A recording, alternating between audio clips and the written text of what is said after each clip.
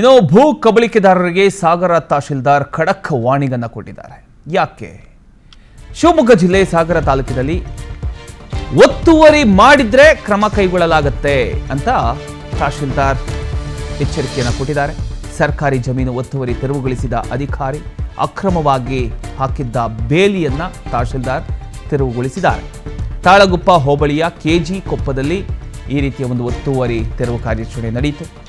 ಮಲೆನಾಡು ಭಾಗದಲ್ಲಿ ಅತಿಯಾಗಿರತಕ್ಕಂಥ ಒತ್ತುವರಿ ಹಾವಳಿಗೆ ಈಗ ತಹಶೀಲ್ದಾರ್ ಕಡೆಯಿಂದ ಬ್ರೇಕ್ ಬಿದ್ದಿದೆ ಅಂತಾನೆ ಹೇಳಬಹುದು.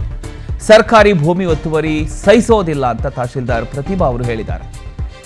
ಮಹಿಳಾ ಅಧಿಕಾರಿಯ ದಿಟ್ಟತನಕ್ಕೆ ಸಾರ್ವಜನಿಕರು ಕೂಡ ಹ್ಯಾಟ್ಸ್ ಆಫ್ ಅನ್ನ ಹೇಳಿದ್ದಾರೆ. ಎಸ್ ಸರ್, ಅದನ್ನು ನೀವು ಗಮನಿಸ್ತಾ ಇದ್ದೀರಿ. ಖುದ್ದಾಗಿ ತಹಶೀಲ್ದಾರೇ ಬಂದು ಬೇಲಿ ಹಾಕಿರತಕ್ಕಂಥ ಒಂದು ವಿಚಾರವನ್ನ ಅವರೇ ತೆರವುಗೊಳಿಸಿ ಖಡಕ್ ಎಚ್ಚರಿಕೆಯನ್ನ ಕೊಟ್ಟಿದ್ದಾರೆ.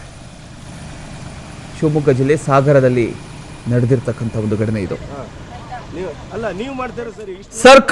ಸರ್ಕಾರಿ ಜಮೀನು ಒತ್ತುವರಿ ವಿಚಾರವಾಗಿ ಅದನ್ನ ತೆರವು ಮಾಡೋ ಕಾರ್ಯಕ್ಕೆ ಈಗ ಪ್ರತಿಭಾ ಅವರು ಮುಂದಾಗಿದ್ದಾರೆ. ಈ ದಿನ ಸಾಗರ ತಾಲೂಕಿನ ತಾಳಗುಪ್ಪ ಹೋಬಳಿಯ ಕೆಂಚಗೊಂಡನ ಕೊಪ್ಪದಲ್ಲಿ ಒತ್ತುವರಿ ತೆರವು ಕಾರ್ಯಾಚರಣೆಯನ್ನು ನಾವು ಮಾಡ್ತಾ ಇದ್ದೀವಿ.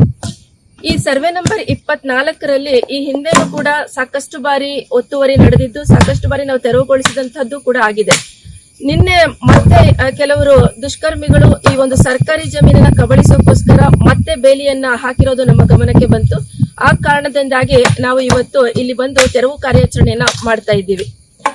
ಸರ್ವೆ ನಂಬರ್ 24ರಲ್ಲಿ ಸರ್ಕಾರಿ ಜಮೀನಿದ್ದು ಸುಮಾರು 538 ಎಕರೆ 38 ಗುಂಟೆ ಇರುವಂತಹ ಒಂದು ಪ್ರದೇಶ. ಇದು ಹುಲ್ಲುಬನಿ ಅನ್ನುವ ಒಂದು ವ್ಯಾಪ್ತಿಯಲ್ಲಿ ಬರ್ತದೆ. ಇದು ಸಂಪೂರ್ಣವಾಗಿ ಸರ್ಕಾರಿ ಜಮೀನಾಗಿರ್ತದೆ. ಆದ್ರೂ ಕೂಡ ಕೆಲವರು ದುಷ್ಕರ್ಮಿಗಳು ಇದನ್ನ ಆಕ್ರಮಿಸಿಕೊಂಡು ಒತ್ತುವರಿ ಮಾಡಿಕೊಂಡು ಬೇಲಿಯನ್ನು ಹಾಕಿಕೊಳ್ಳುವಂತಹ ಕೆಲಸವನ್ನ ಮಾಡಿರ್ತಾರೆ.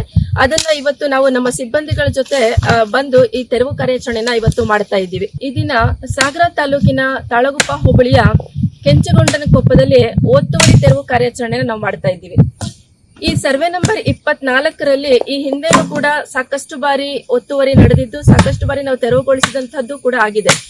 ನಿನ್ನೆ ಮತ್ತೆ ಕೆಲವರು ದುಷ್ಕರ್ಮಿಗಳು ಈ ಒಂದು ಸರ್ಕಾರಿ ಜಮೀನನ್ನ ಕಬಳಿಸೋಕೋಸ್ಕರ ಮತ್ತೆ ಬೇಲಿಯನ್ನ ಹಾಕಿರೋದು ನಮ್ಮ ಗಮನಕ್ಕೆ ಬಂತು.